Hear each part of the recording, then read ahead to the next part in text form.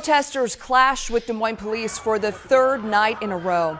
It's in response to the death of George Floyd in Minneapolis. Video shows a now former officer kneeling on his neck during an arrest. Here in Des Moines on Friday, a peaceful rally turned ugly after protesters damaged a police car and broke out windows at the federal courthouse downtown.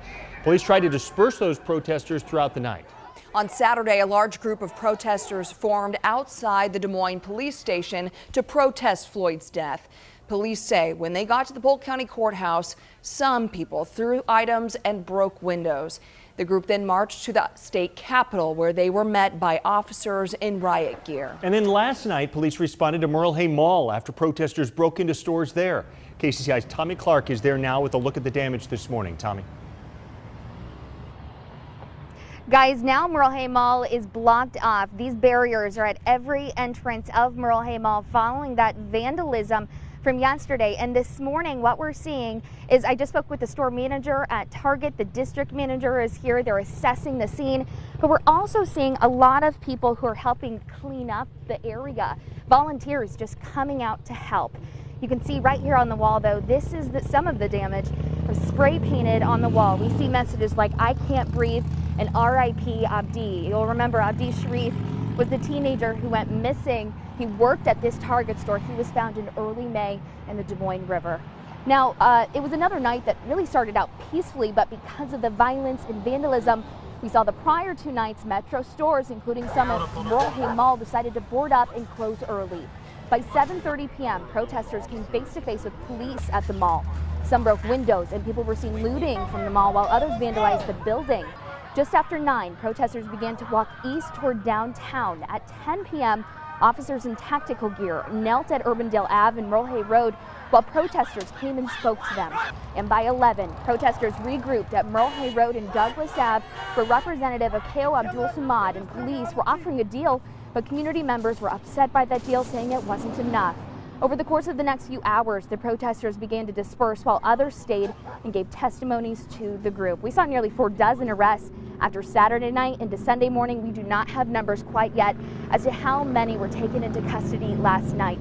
If you take a look right now, you can see more people assessing the damage. I just spoke with a group leader who assembled a group on Facebook to come clean up the area, but she came here, saw that there wasn't too much to actually pick up in the parking lot, so she canceled that. But you can see the biggest damage is, of course, the facade of the mall and Target, the broken glass and everything that's boarded up. Now, I did speak with the store manager at Target. He says they hope to open today like normal, but he says they do plan to board up again this evening just in case that vandalism continues. Live in Des Moines, I'm Tommy Clark, KCCI News, Iowa's news leader. Thank you, Tommy. One group of protesters went back home after police and other law enforcement took a knee. Take a look at this powerful show of support. A group of protesters gathered across the street from the Des Moines Police Department.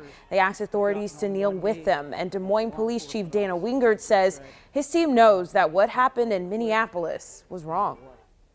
We've had a lot of violence, we've had a lot of unrest, but what we had tonight was a peaceful protest. And us joining them in a symbolic way to kind of recognize what had happened, that's the least we can do. A pastor led a prayer with the crowd, and moments later it was over and protesters left the scene. And earlier in the night, a peaceful vigil was held at Union Park to honor George Floyd. The event started with a nearly 9-minute moment of silence on one knee. That is the time the former officer was on Floyd's neck. Speakers urged the crowd to start getting involved in more rallies. They want to give leaders a better understanding of what needs to happen in the community. A mandatory stay-at-home curfew in Polk County has now expired for the night. The county made the decision after this weekend's events. Polk County officials say the decision is supported by community leaders, law enforcement, and Governor Kim Reynolds. Well, the Court Avenue Entertainment District downtown turned chaotic Saturday night when some people started vandalizing businesses there. Look at this video showing people smashing the windows at the downtown Hy-Vee and running into the store. That vandalism came in the wake of Saturday night protests downtown. Businesses spent yesterday boarding up to keep it from happening again. More than a dozen restaurants and bars were damaged from protesters. This all happened just days after Governor Reynolds allowed those bars to reopen after the coronavirus shutdown. This was supposed to be our grand reopening weekend, and 2 nights in a row, many of the bars chose to close early or not even open. Des Moines police say 47 people were arrested there and 2 handguns were also recovered.